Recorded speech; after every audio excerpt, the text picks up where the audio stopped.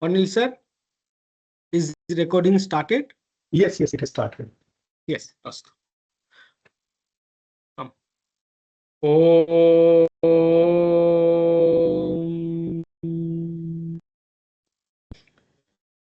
Sahana Bhavatu Sahano Bhunaktu Saha Viryam Karavavahai Tejasvinavadhitamastu ma vidvishavahai. Om Shanti Shanti Shanti.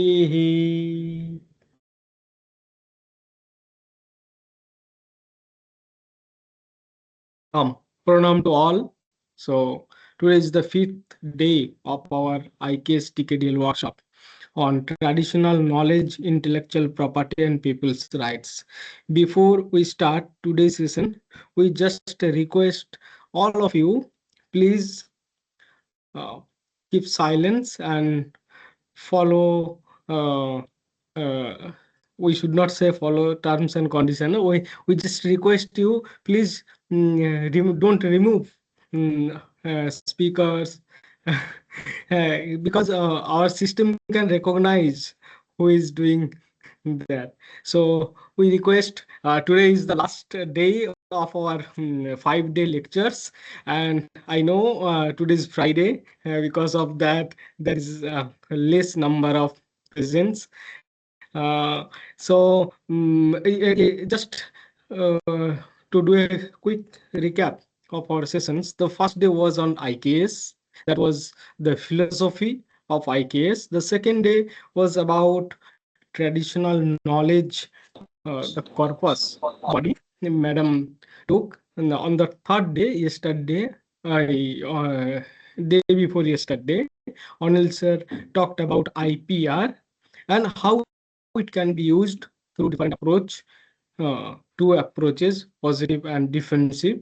And today, ma'am will talk about how we can handle and work with TK, traditional knowledge. So she will talk about ethical aspects.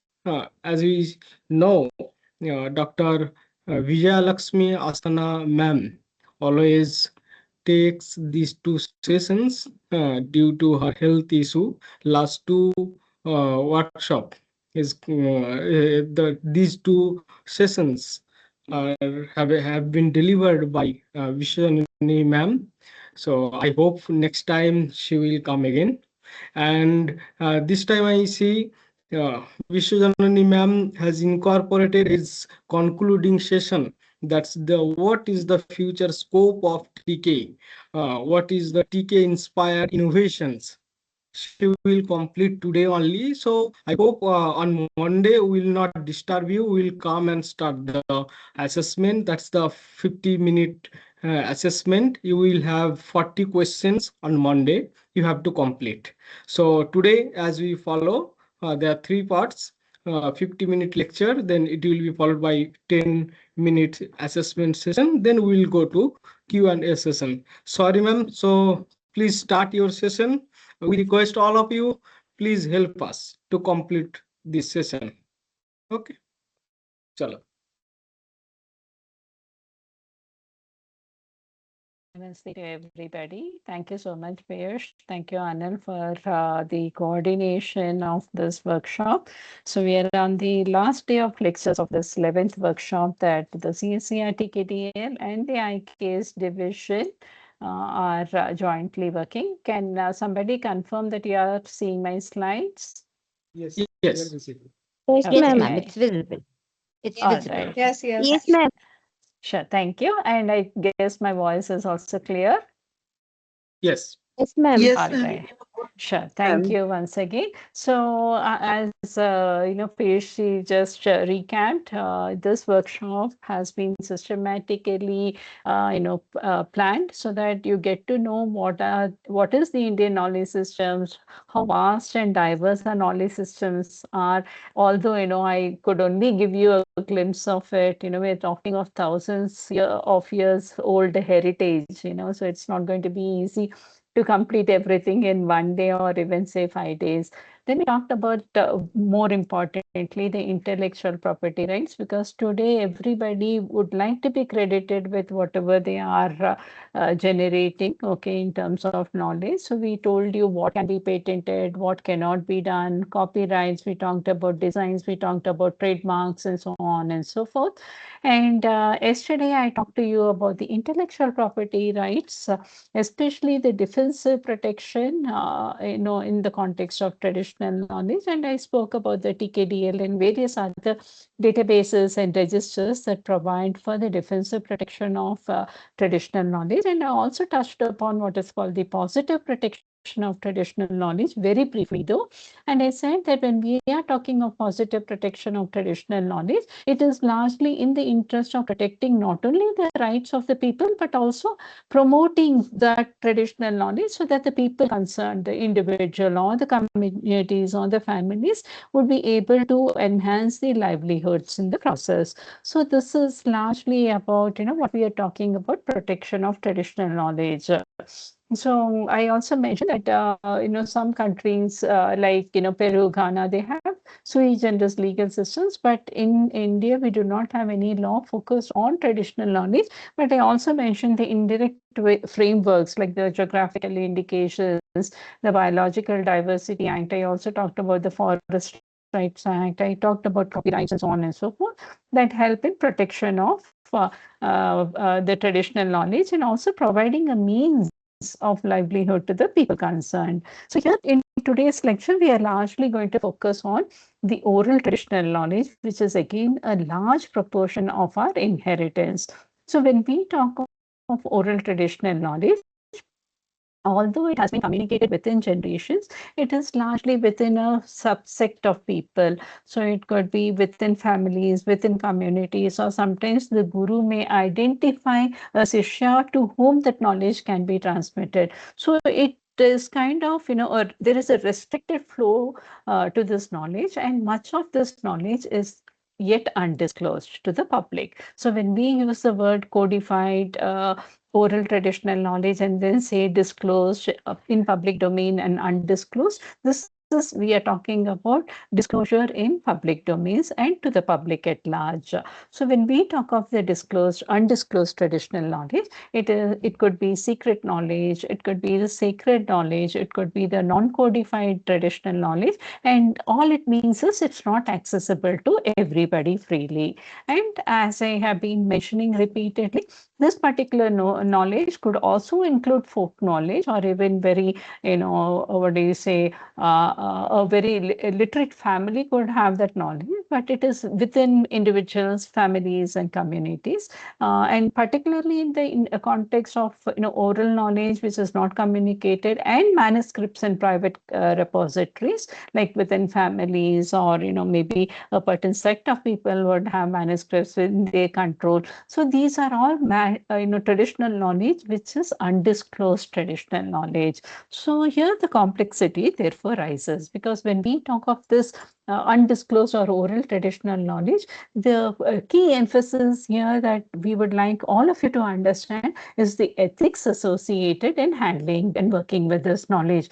Considering that this knowledge is means of livelihood to the concerned people, here what we are trying to bring to attention of everybody is that it has to be handled with due respect and sensitivity towards that particular individual, community, family, so that their rights are protected. So we largely focus, when we talk of this oral traditional knowledge, especially in the context of both the defensive and positive protection of traditional knowledge, we are talking of free and prior informed consent, where we know when we go to a particular community and request them to share their knowledge with us, we need to make sure that they understand why we are recording that particular knowledge. So we have to tell our objectives, we need to understand their concerns, their interest, whether they would give you the consent, the permission for you to record that knowledge, and also put that knowledge in public domain. So it is about being very clear with each other about what is it that we are going to do if in case the particular individual or the knowledge holder would agree to provide their knowledge to for you. So the second most important principle here in the context of ethics is attribution of that knowledge. You need to know that even as an ethnobotanist or any other person who's collecting this particular traditional knowledge from the individual or the communities, you are looking at somebody's else knowledge. Okay, it is their inheritance, and you are gaining that knowledge in your own interest. So it is not that you collect that knowledge, you write an article, you write a book, a text, and then go about printing it and then reaping benefits out of it. You need to attribute that knowledge to the concerned knowledge holder. Sometimes like ethnobotanical work is just part of a research work. You do collect all that information, but with prior informed consent, and as per the expressed consent of the knowledge holder, you may write research articles. It's not to say that we are going to stop everything. It is like when you are writing an article, you could also give them authorship in that particular research articles. That way you are attributing that knowledge to them. In case their contributions is little, at least you should make an effort to ensure that they are duly acknowledged in that particular research article. Sometimes you may pick up on some traditional knowledge and work further on it. Okay, so that means you are developing something, a newer invention over and above what is already known in public domain. So then what happens is that you go about filing a patent, but you need to understand that your invention has been based on somebody else's knowledge. So you could go ahead and be a little more broad and say that, in terms of the inventorship, you could also give them, inventorship in that particular patent application. But you need to be mindful of the fact inventorship has legal connotations. So if in case the person has not contributed to the subject matter of innovation in any which ways, then you need to be mindful of that as well. Say you pick up some traditional knowledge and you create a product out of it. You're now trying to start a commercial venture, like today's startups and entrepreneurs and maybe small companies as well. So in this particular context, you could even have a partnership deal agreement with that particular community, so that the benefits that you derive out of that particular knowledge, you would be able to share that knowledge with that community knowledge holders. Okay, so the last but not the least is the access benefit sharing. As I've been repeatedly telling, this entire process of taking a free and prior informed consent, attributing that knowledge is in the context of ensuring that when I access somebody else's knowledge and I'm deriving benefits out of it, I also make it a point to go and share the benefits with that particular knowledge holder or holders, as the case may be. So here, when we are in the process of all of this, when we are picked up somebody's knowledge, it would also be important to update the knowledge holders on the developments on the front. So in this particular context, as I have been mentioning very frequently in the last, especially NLG and IAS today, we said that the Patent Act clearly provides for non-patentable invention under of traditional knowledge. Okay, so it could be aggregation or duplication, but nothing would be granted a patent if it is native traditional knowledge. Only when there is an inventorship associated with it, you would be able to look for a patent grant on your invention.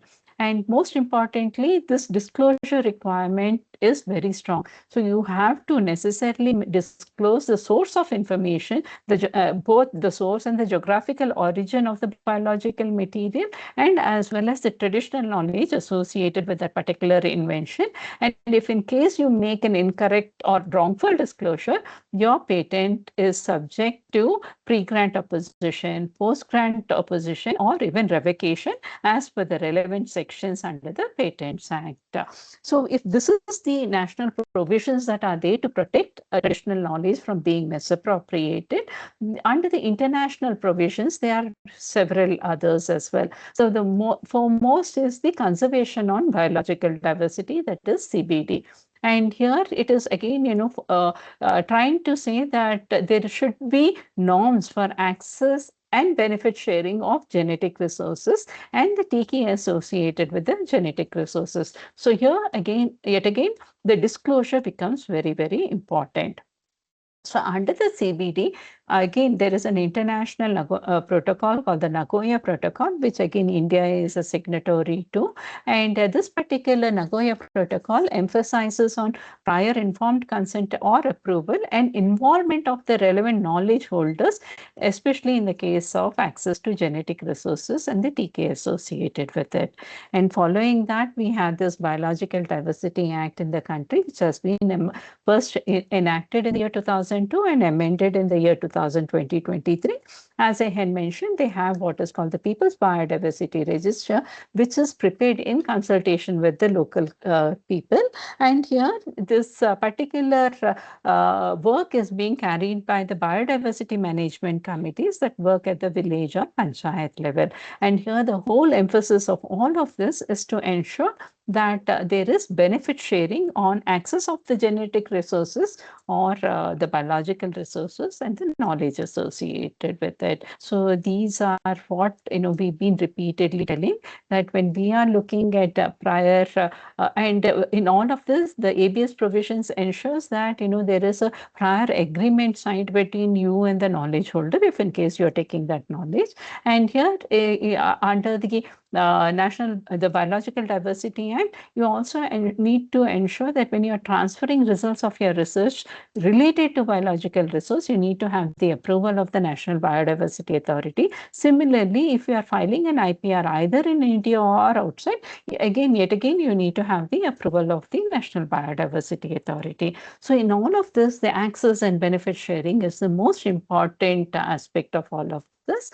And here, this benefit sharing can be both monetary and non-monetary. If one goes and looks at the Nagoya Protocol, they have given certain examples as an indicator, saying that these could be the aspects that relate to benefit sharing. And the formula can also be decided on case-to-case basis. But in the context of biological resources, the Biological Diversity Act itself provides the rules, provide for a formula on which the benefit sharing happens.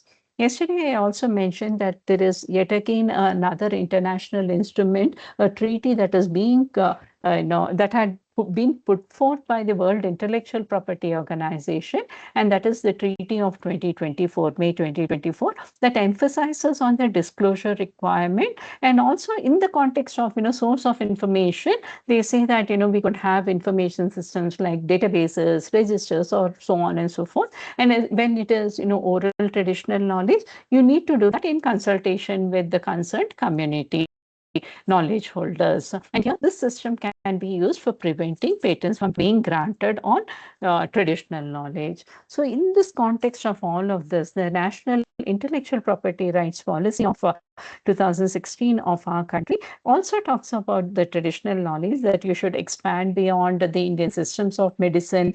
The TKDL should be made available to all research institutions, while, meeting the primary objective of preventing misappropriation. In the context of oral traditional knowledge, the National IPR policy says, document oral traditional knowledge, taking care that the integrity of the said knowledge is preserved and traditional ways of life of communities are not compromised. So this sentence is very important. It says integrity of the said knowledge is to be preserved. So whatever the community holders tell you, you have to record it as is with the expressed consent of the concerned knowledge holder. And you need to ensure that, this particular knowledge is yet again not misappropriated, because this would lead to the livelihoods, loss of the community or the knowledge holder. And based on that, we looked at, all the concerns related to the handling of oral traditional knowledge, especially in our country. We, again come back to the main concern that we do not have a formal legal framework to protect oral traditional knowledge. Again, there are many institutions, universities, NGOs, many bodies, including the CSIR laboratories, that are collecting such information, but there is no uniform SOP for recording traditional knowledge. As I had mentioned previously, the National Innovation Foundation and the Honeybee Network have been doing very good work, and to some extent, even the Transdisciplinary University in Bangalore has also been, putting for had a procedure in place. But yet again, there are a lot of differences between every institution by which they are handling oral traditional knowledge. And here, what we were concerned is that this particular indifferent, collection of knowledge, especially when you're looking at much of this ethno related publications, there is a lot of, there's no acknowledgement or attribution. And we felt that, this could lead to indifference to the empowerment of the knowledge holders, especially when we are talking of positive protection. There are issues.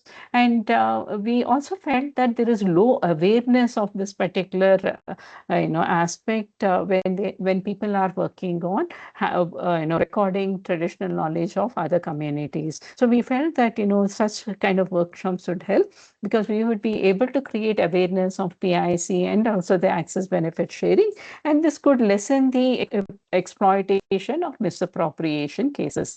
And as I had mentioned, we felt that, there should be acknowledgement or authorship in papers, inventorship in patent applications, should there be a potential for filing a patent. And also, if it's a commercial venture, a partnership.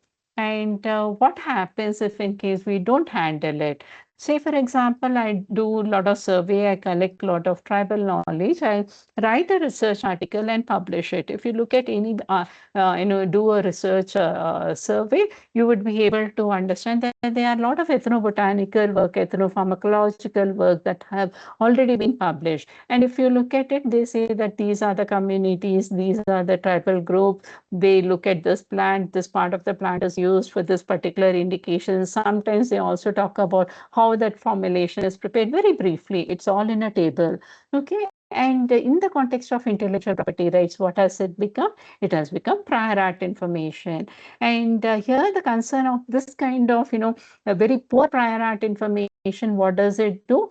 It puts this prior art information as a gray information, because say I'm a very smart person, I look at whatever is there published as ethnobotanical work, I identify a particular plant which has very high value, I do further innovation, I go file a patent, okay, and I'm able to meet the requirements of inventorship, and then I disclose all these details, and then I tell the patent office that it is, a patentable subject matter.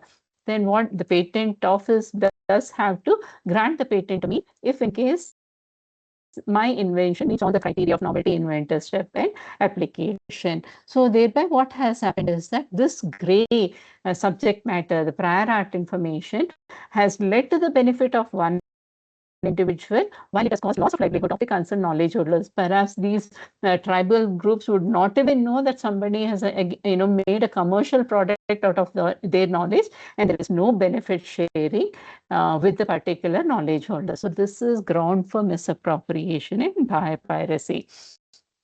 So in this context, what we did is that we thought, let us put in a guidance document so that at least there is, awareness created on the subject matter. So we looked at key considerations of access and documentation, right from respecting the privacy to the freedom to the moral rights, and also to the rights of the people to the sustainable livelihoods. We looked at all that. We felt that, based on whatever are the processes happening with different organizations, a few of which I have already mentioned, or even the councils of the Ministry of Ayush, we felt, and even the PBR, we felt that, one, when somebody is handling this oral traditional knowledge and trying to record it, they need to ensure that there is a participatory and consultative process with express and explicit consent of the knowledge holders. It's not going to be easy that, one fine day I decide to go into a particular, rural area or forest area, and then I tell the communities, oh, I'm so good, I have done this work, now you share your knowledge with me. It doesn't happen, because the knowledge holders would be afraid of, losing their, rights over their own knowledge. So it's going to take a long time effort, because you need to build the trust with the knowledge holders. And sometimes, there could be multiple knowledge holders having the same information from different regions. If in case somebody is documenting like what we do in the TKDL, we need to ensure that all the collective views are taken and we analyze for the variation and duplication of it. So when we are recording all of this, I have showcased you what the TKDL information contains. We talk about polyherbal formulation. Say, for example, we tell different plants, what's the botanical name, what's the common name, what's the Ayurveda, Siddha name, which part of the plant, how much amount of that plant material is used, what is the process, and so on and so forth. But here when we are talking of oral traditional knowledge, what becomes important is you need to also collect information of the knowledge holders, right from their own details to the individual details to the geographical profile of the location, the profile of the local population, ecological data, economic impact. To whatever extent is feasible, you have to include all the required information. And if in case somebody is expressing some kind of a concern, you need to also record that. If in case, there are certain community members who are not able to communicate orally to you, and or by giving it in writing to you, you could always record this information using audio or video modes or both, as the case may be. And further to collecting the data, of course today we are all interested in research and development. You have to ensure that you're going by the express consent of the knowledge holders, and you need to ensure that if there are multiple problems that you are looking at, you can prioritize the unaddressed problems of the community, the challenges that the community holders are facing, because whatever you would develop would also help the community in the process.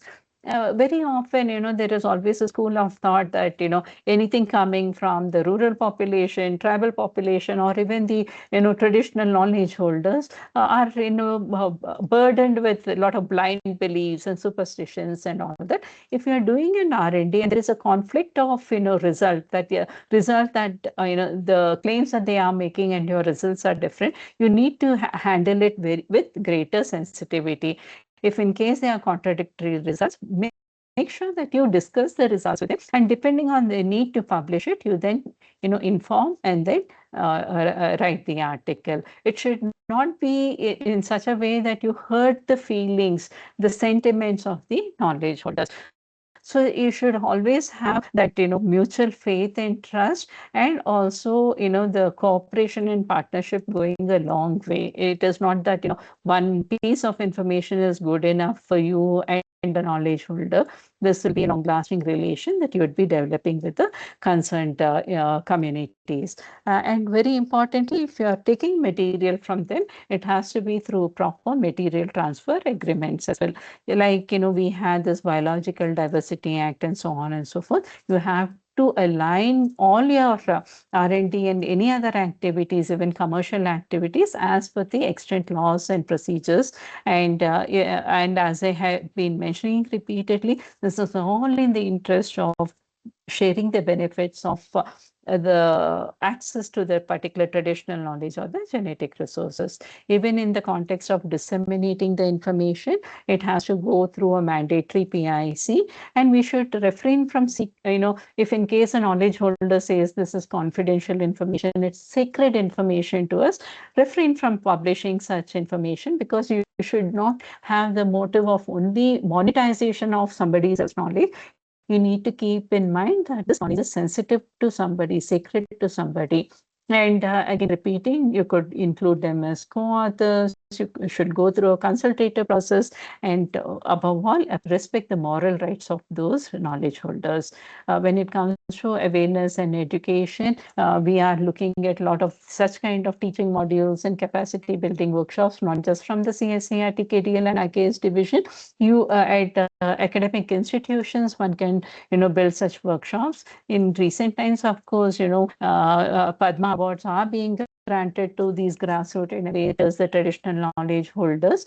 But there could be greater awareness of the fact that when we talk of traditional knowledge, it is not only in the past, it is relevant today, and it will be relevant for the future also. So as I said, in recent times, there is change. We are looking at people who have been continuing with the tradition and heritage for a long period of time with a great belief, and we believe that this could be taken forward. So we have brought in a prior informed consent form where there is details of who's going to write, record, from whom it is being recorded, whether the concerned person who is sharing the knowledge is the knowledge holder himself and practitioner by in reality, or he only knows that somebody else has this knowledge and he is disclosing that information to you. So we need to have a declaration by the knowledge holder, by the person who is recording, and ensure that the ABS mechanism goes. One needs to keep in mind in all of this that, if say today a particular knowledge holder has given you consent, and after you have done a certain amount of R&D, he or she or the community feels that it is not appropriate, and they may always retract that particular consent. You need to respect that retracted consent and go by whatever is the express consent of the people. So you should tell them what would be the pros and cons of such recording and dissemination, and how it is going to help them.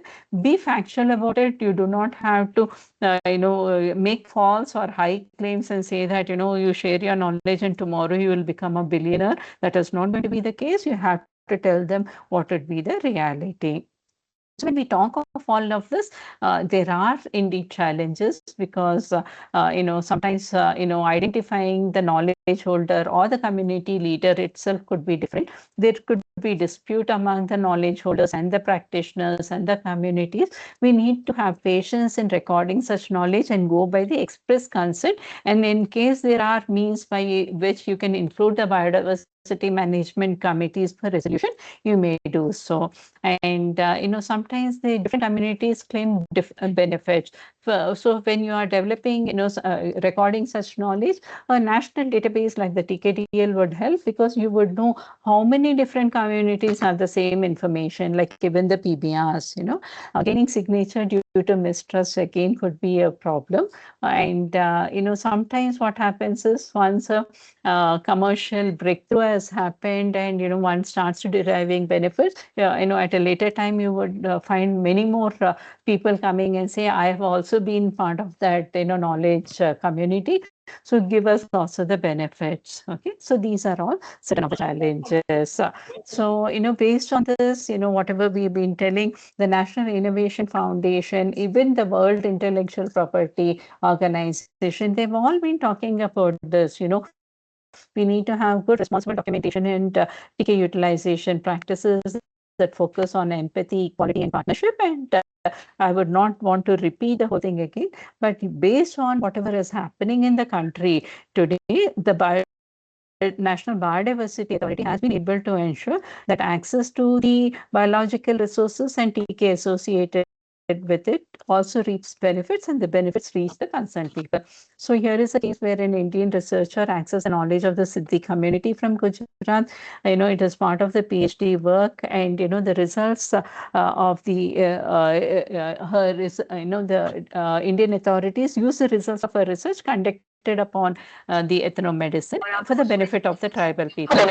They consulted the Gujarat State Biodiversity Board, and then the NBA gave approval. Similarly, L'Oreal is a very famous cosmetic company from Paris. They had access to Glycyrrhiza glabra, especially from the Punjab and Himalayas areas. They made a lot of products based on their research on skincare.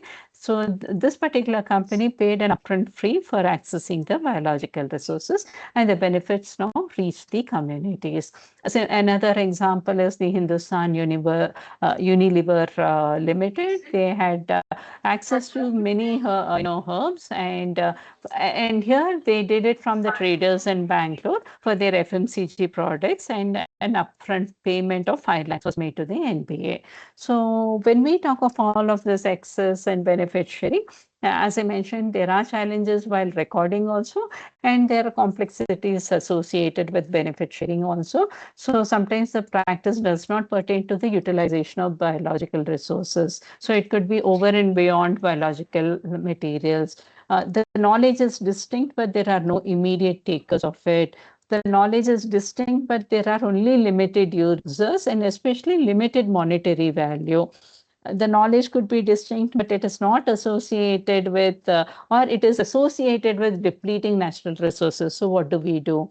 Okay, and sometimes what happens is the knowledge providers impede the percolation of benefits to the knowledge holders and the producers. So there are lots of, complexities associated, but overall, when we look at this benefit sharing, it has to, one has to ensure that if you are gaining access, you need to share benefits with the concerned people. So when it comes to good practices, there are several good practices from other countries also. An example is from the Swiss-based company Velida. So it is a company that is making cosmetics and other medicines. So they had a voluntary ABS arrangement with the local partner called Tree Corps, so that they will be able to pay them. Similarly, is the French aromatics company, and they use native plants for fragrance and flavor, and they had purchased fixed quantity of certain roots for fixed price, and 25% of the benefits was shared with the local community. Some additional global best practices are put forth in this slide. It could be from the Swiss Academy of Sciences on access benefit sharing, from the Consortium of European Taxonomic Facilities for the conduct and best practices of benefit sharing, and PIC and MAT also mutually agreed terms. There is this Australian Institute of Aboriginal and Torres Strait Islander Studies and the Indigenous Knowledge Institute that have brought in a code of ethics and charters for dealing and handling traditional knowledge. And of course, you also have the UEBT standard, wherein they talk about the ethical sourcing of botanicals. So what we believe is that at every institutional level, like when we do animal experiments or human studies, there's an institutional ethics committee that governs the matter. So even in the context of traditional knowledge, one may consider constituting a TK ethics committee.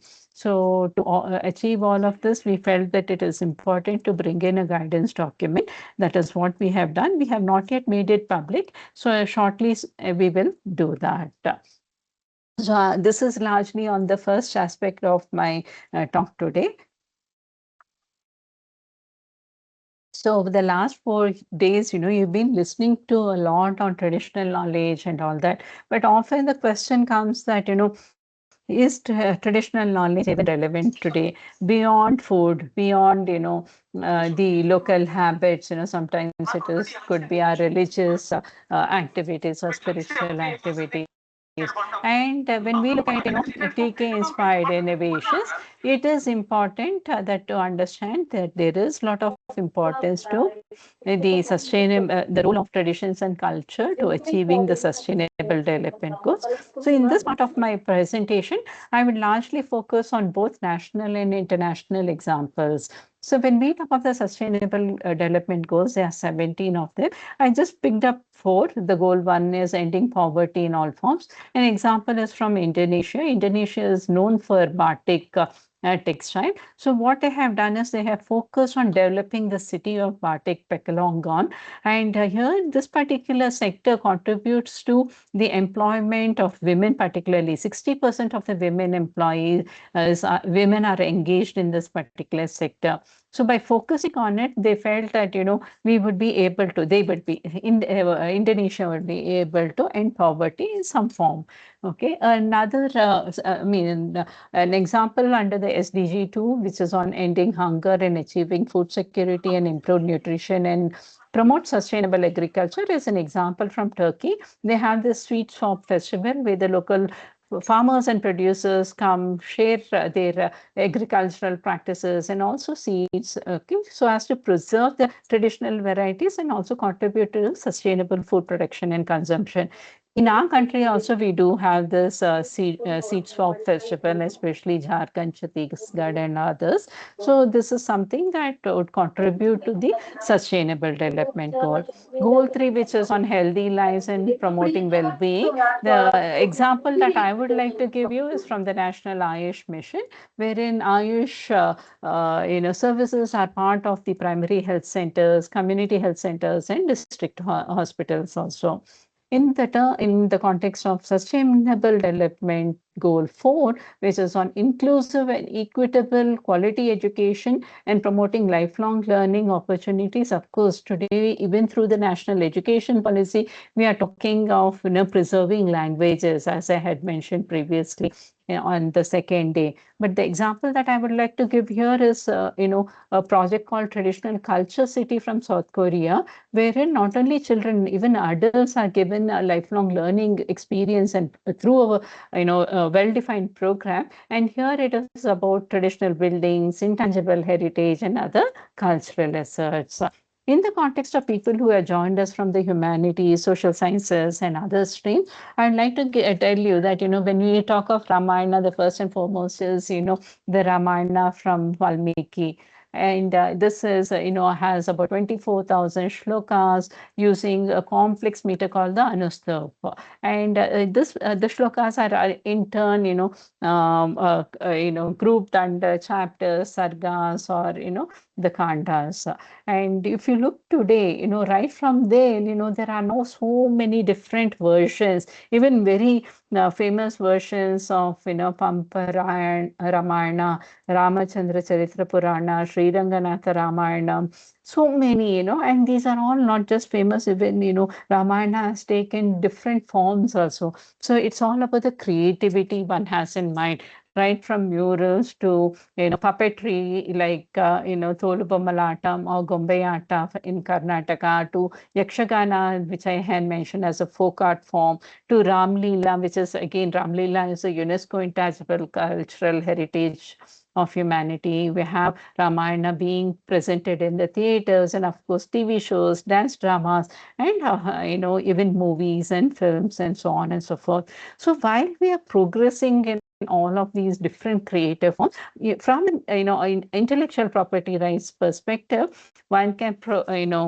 preserve or protect that creativity through appropriate copyrights or trademark, or even design. Geographical indications also become important, because when I talk of this puppetry, you have geographical indications for the Tolubammalata, the goods made from there. So, and in the context of the movies, films, or even TV shows and so on, contracts and agreements also become very important from a legal perspective. One example on this is, I would like to give you talk about Amesh Tripathi. He was actually a banker when he started his career, but over the time, his passion for writing took over, and he became a very famous writer. He started with the first book in 2010, The Immortals of Meluha. He has written several books, about 11 books, and this has been translated into multiple languages as well. And if you look at the copyrights, he has copyrighted many of his creative works. So there is room for, bringing in our own elements of creativity. You look at chess, it originated in India, okay, and earlier it was called the Falaka, that is the game board, okay. It took different forms of Adidevana, Ashtapada, Dashapada, and then became Chaturanga, Shatranj chess today. And if you look at chess, it is an international game today. Every 20th July, we celebrate the International Chess Day since the year 1966. Even from the sustainable development goals, chess is, not just considered as a global game. They say that, chess promotes fairness, inclusion, and mutual respect. And in this regard, they say that, it can contribute to an atmosphere of tolerance and understanding among peoples and nations. And it provides for empowerment of women and girls. And that is how, chess is being considered not just as a game, but beyond. There's even when you look at it from a maths perspective, there are a lot of notations, mathematical notations that has been derived from chess.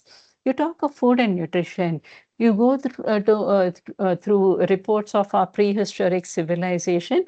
There are reports that mention that the food gatherers, had animals, nuts, fruits, tubers, and so on and so forth. And among the pulses and cereals, they had looked at fried barley, pulses, kidney beans, mudga, which is the black gram, masura, which is the lentils, and so on and so forth. even in the Vedic period, the things improvised, the way of food preparations, everything started taking a advancement. Okay, new dishes were invented with advanced preparations. You look into the Sutra period, which is around 800 to 325 BCs, you had different varieties of rice, you had different varieties of barley, and so on and so forth. And sugar candy was known then. And if you look at today, we are not deviating much from the past. Today when we talk of it, just one example of Dhanya Varga Ahara, the Siridhanya, the UN in the year 2023 called it as the International Year of Millets, and we are now seeing a comeback of all the millets. In fact, the millets have also increased in cost because of all of this. You take turmeric. This is the turmeric that we had been mentioning repeatedly in the TKDL, saying that this was a subject matter of misappropriation. And look at the creativity of people, the innovation that had come from people. You see a large variety, a big portfolio, broad portfolio of products that have been developed, right from the oleoresins, wherein the turmeric is being used as a flavoring or coloring agent, to haldi drops, to haldi doodh, and fragrances and cosmetics. You also see pickles being made, halwa being made, and so on and so forth. So this again contribute to the market expansion, and thereby the livelihoods of all the people concerned, the innovators and as well as the knowledge holders. An example that I would like to move on in the context of medicine is again, on the drug quinine for malaria. It actually started as an oral legend, saying that, as per the old, beliefs or, records of the oral knowledge from the Indians, from Peru, it was that a man in the forest walking by with fever happened to drink water from a stream passing by through the forest. He drank that, started feeling very, uneasy. He slept. When he got up, his fever had, dissipated. So he went and told the villagers. They all realized that this water has magic powers in it. Later on, it was associated with that tree that were there, along the stream. And they found that the extracts from the quina bark of that particular forest area could treat fevers. In the year 1631, from the oral legend, the Jesuit priest prepared a concoction using this chincona tree from the from this particular thing, along with other herbs and all that. And she was the Countess of Chincona, was treated for malaria. After all these years, only in the year 1820, quinine was extracted from the bark of the tree, and these were by two French scientists. And later on, this purified quinine became the standard of treatment. Only in the year 1944, the synthetic quinine was made by the American scientists. But with the synthetic quinine, what they felt was that the side effects that were associated with the extracts were far fewer, and this became the standard of treatment. But when you move on, when you talk of infections and diseases, there's always, the resistance coming in, and that brings you to the story of artemisinin for malaria and the Nobel Prize. So this particular, when quinine became chloroquine, and there was a resistance to the chloroquine also. So the China started a project called the 523 based on the insistence of Vietnam. And the lady who was given this responsibility was Tu Yu. She was a pharmacologist. So during their education, this, in China, they also teach them traditional Chinese medicine. So when she became the head of this particular project, she went to the particular island where there was a lot of cases of malaria, understood everything. By the time she returned, they were almost like 2.5 lakhs of compounds tested, and none worked for this resistant variety of malaria. So then she recalled that, in the traditional Chinese medicine, there are a lot of examples where, the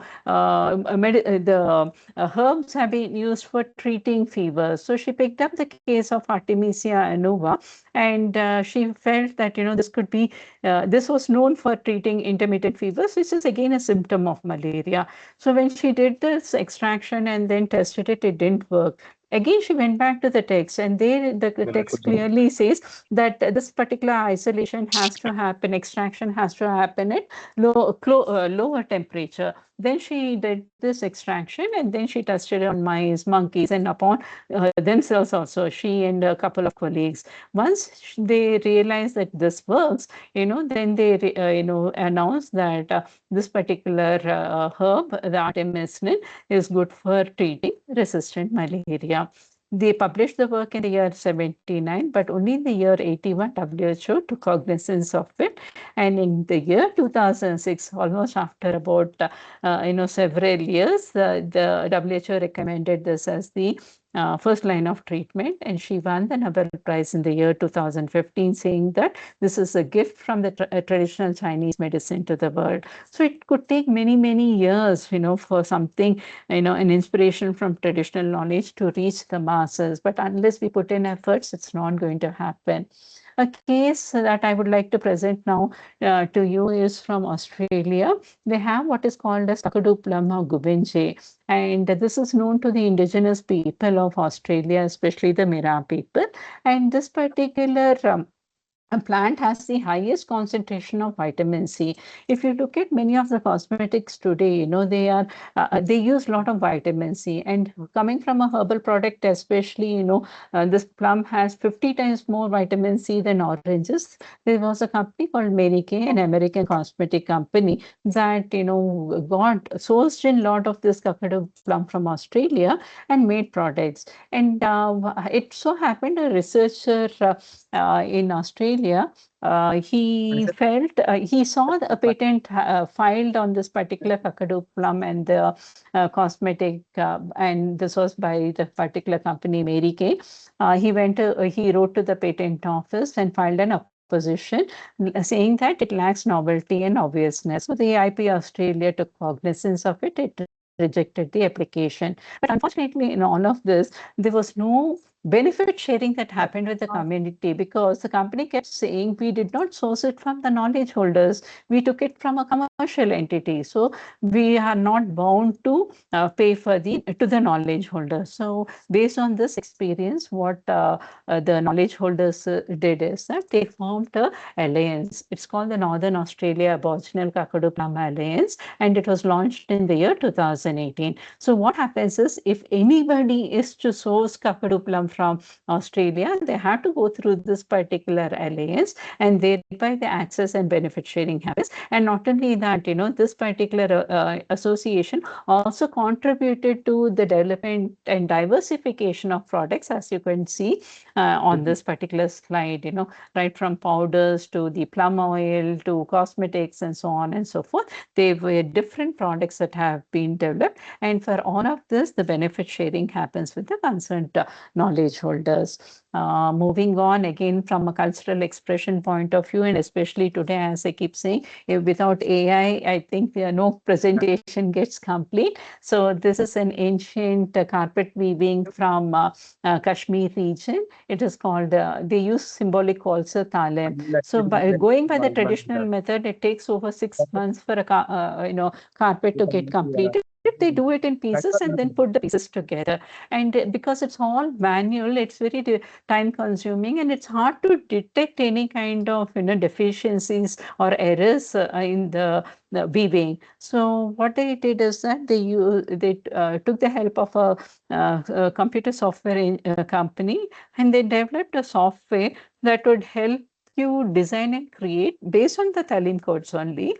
But the pieces, once put together, they could see, the weavers could see how each of the piece needs to be woven. So by that, they were able to spot any problems in advance, and it cut down the time entirely from 6 months to 6 weeks. And today they are now looking at artificial intelligence to help the process.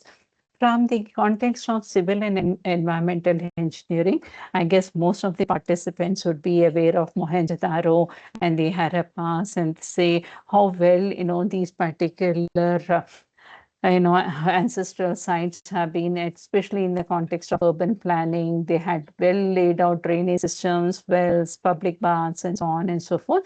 So if you look at each of it, The Mohenjo-daro is known for its great bath and granaries. There are several elements, right, from street planning to citadel to town layout to water management and any other features also. Everything is, well documented.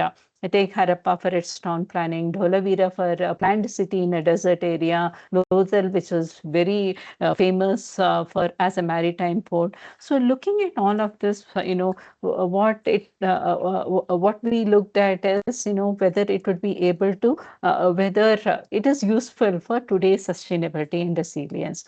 So when you look at it, the author here of this particular paper, Umesh Kumar, he says it was not a random collection of architectural features, but a coherent, sophisticated system based on principles of order, hygiene, and functional efficiency. So right from, the standardized bricks and weights, which provided for the centralized control, even from a socio-political angle, centralized control over production and trade, a unified economic sphere, to the layout of the town in terms of social stratification and functional specialization, and also not having palaces and monuments. It probably talks about possible corporate or oligarchic power structure rather than a single monarch at those particular times. So there are a lot of lessons that one can glean.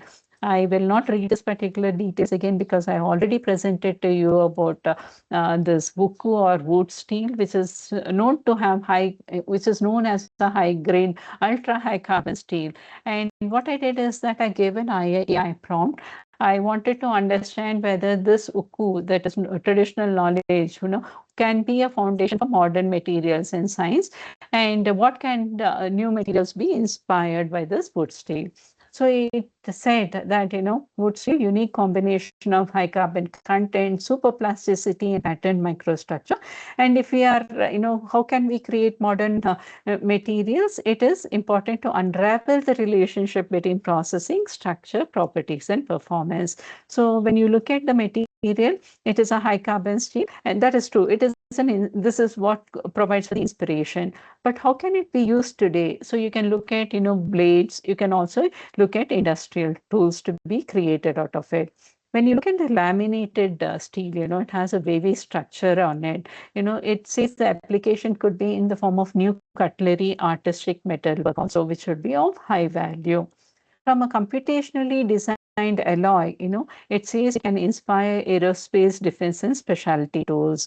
And from the nanostructure that it presents or the superplasticity that it presents, it says that it can inspire advanced engineering components. So I would also be like, tell you that one needs to be mindful of AI, because anything and everything that you put as a prompt, the AI tool promptly provides you any response. One needs to look at it, whether it makes logical sense and whether it is factual, and then go about using AI in your everyday research. I'd like to close the talk by giving one example of Samaranga Sutradhara by King Bhoja Devadara. He has written a book called, this is a book by him. And here in this book, he talks about many aspects, about construction of cities, mansions, palaces, and many other things, or even in terms of ornaments and things like that. But one particular thing that caught my eye is that, he talks about the Yantradhara Graha. It is a mechanical fountain house. Today, in today's world, I think all of us have seen a lot of musical fountains and dancing fountains and so on and so forth. We are talking of this particular thing, which is, from the 11th century. And this was his dream that, in the palace garden, he will have this Yantradhara Graha, which will be a fountain, mechanical fountain, and the mechanical fountain will have not only water display as a marble, it will be having jewels, it will be having artificial moving objects, it will also having an inclusion of, automating trees, animals, and attendants and all that. And in terms of the mechanical objects, his dream was that, he could, or imagination was that, this would be able to perform activities like spraying water, making sounds, and moving, and so on and so forth. So today, this is a reality to many of us, saying that, musical fountains or mechanical fountains is indeed a reality. So all that is, coming in way of using our our own traditional knowledge is our own intent. It is our own creativity and our respect for their heritage. So I believe the national education policy, the IPR policy, and the TKDL, along with the IKS division, would be able to provide some kind of, awareness on this subject, so our traditional knowledge can be used for in a greater value and benefits to all people. So let me stop my presentation and Yes, ma'am. close here. Yes, ma'am. Pranam, dhanyavadaha. Pranam to all the participants to help us to complete. So, before we start to the assessment, I just let you inform that all recordings, the 5-day recordings and PPTs, all will be uploaded. So four PPTs and recordings are already uploaded. This recording will be uploaded by the evening. And please prepare. You have 2 days to prepare for the exam. And on the Monday, on Monday at the same time we'll start the assessment. Okay, that's the 50-minute assessment. You will have 40 questions. Okay, now chalo to the assessment session. I'm sharing the link here.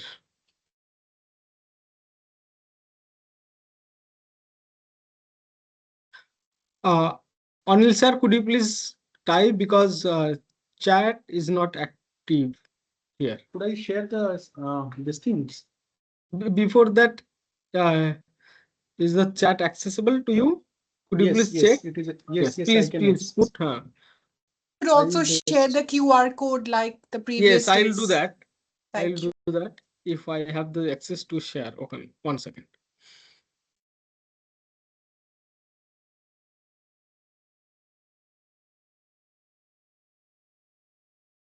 Hello. Sir, please request to everyone need not to write any thanks and all these things, sir. It's a very Yes, humble request. we request all the participants, please don't write anything Kindly share in the the chat link in chat box. box, sir. Next Kindly share the minutes. link in chat box, sir. It is not visible to me. The chat option is not visible. One second.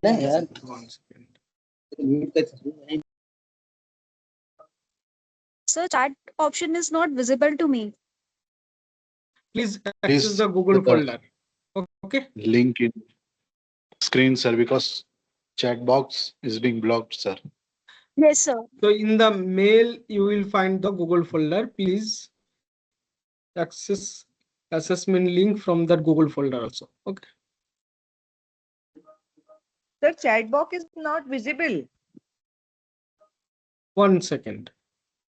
Give me 10 seconds. I will share the PPT also. Sir, share the link in chat box. Sir, too. assessment Please link share has the not link. been. Sir, assessment link is not there. Anil sir. Just sharing it. Just Yes. Give me 10 और seconds. Sir Okay. Sir one And the more QR request code, जब sir, please जब तक please. Assessment चल रहा है link, बाकी sir. लोग को QR म्यूट code. कर दीजिए कि Assessment लोग link. इतना बोलते हैं कि हम लोग असेसमेंट नहीं कर पाते QR code, sir. QR code, please. I just shared the assessment link in. The assessment link has been shared in the chat box.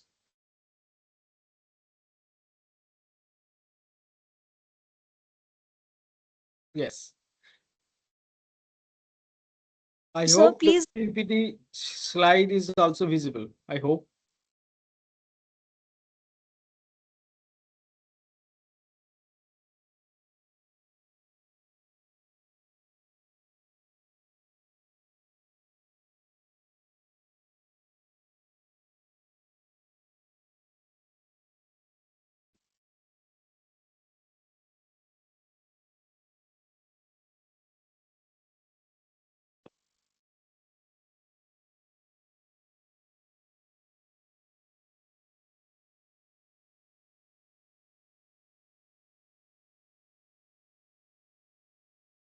Is the slide visible?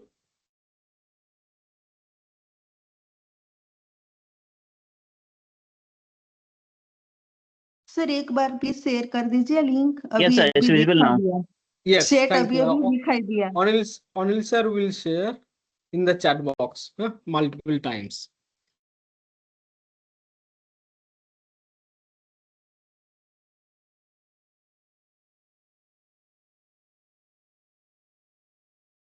Sir please share link. अभी अभी chat दिखाई दिया, अभी तक नहीं दिखाई दे रहा था। Yes, Anil sir is Again, doing because I don't have the access right now. Okay. Again, Anil sir again is share, doing. sir. Please wait few minutes. Hello.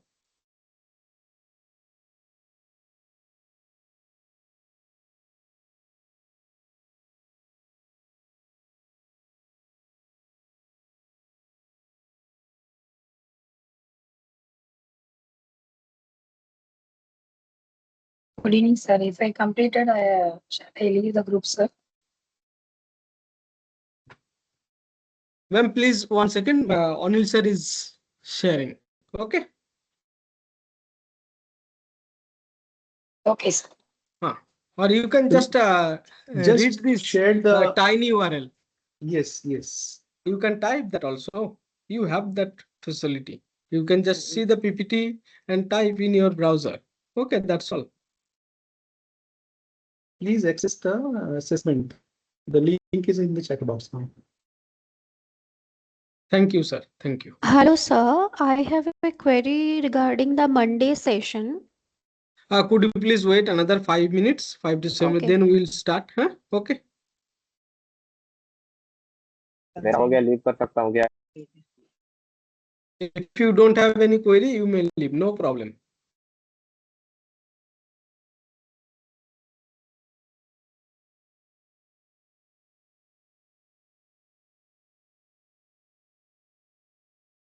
Sir, is there a WhatsApp group? No, sir.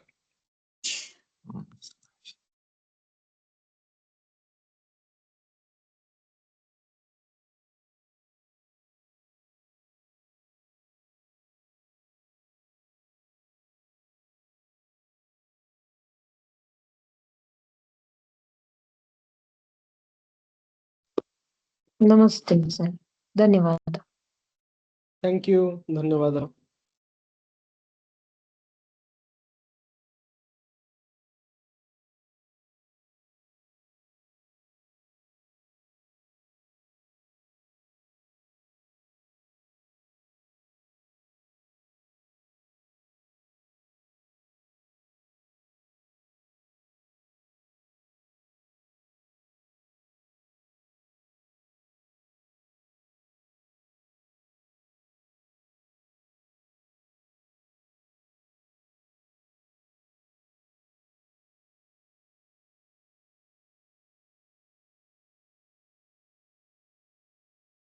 Sir, submitted. Thank you.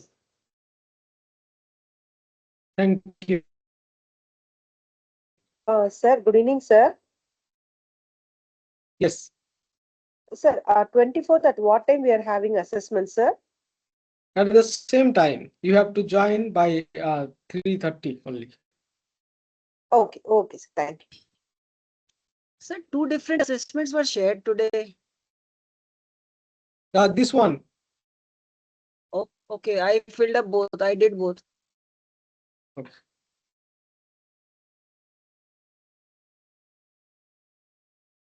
So the Monday assessment starts at 3:30 until about 4:30. So 1 hour assessment. It's a 50-minute assessment. Okay. Sir, which assessment has to be filled? There are two assessments, sir. The Day, the day. the It is assessment day has been 5. Yeah, the date is given. day 5. Ma'am, both day 5 has written. In both assessments, day 5 has been written. One is tiny URL and another one is the proper doc file. Sir, yes. I am today just sharing it because again in the the time chat was- box. You can just access it. It Sir, is there in the yesterday chat due box. to the internet issue, I could not fill the assessment form. Can you also share the assessment form of day 4? Kindly. Thank you.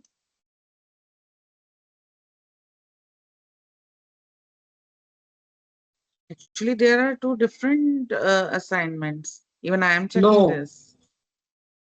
Assignment is Yes, sir. one, There are but there for day assignment is 5. one. Please let me No, sir. inform. There are 2 tests for day 5. Different questions are being asked for day 5.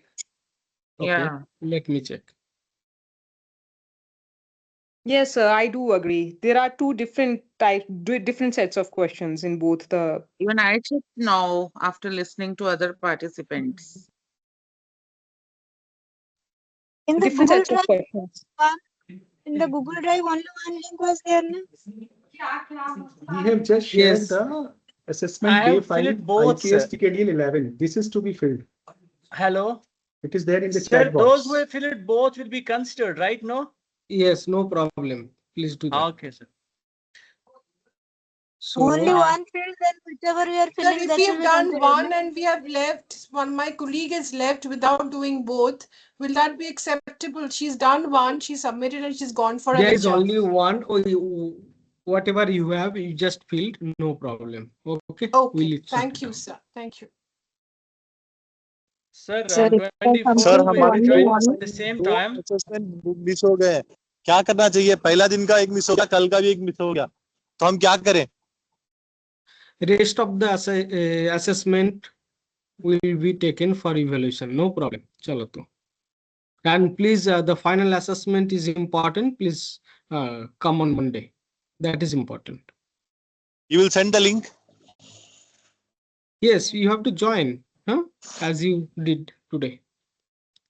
It will be like मतलब now mail आएगा फिर से? MCQ. Monday. sir, I have a question. Monday Where mail have फिर you से आएगा? uploaded? Yes. Sir, I have a question. Where have you uploaded the PPTs and the recordings? Yes. Please access from your अभी हम folder. छोड़ सकते हैं meeting? Yes, if you don't have any queries. Sir Monday का जो sir होने ये same PPTs question. और ये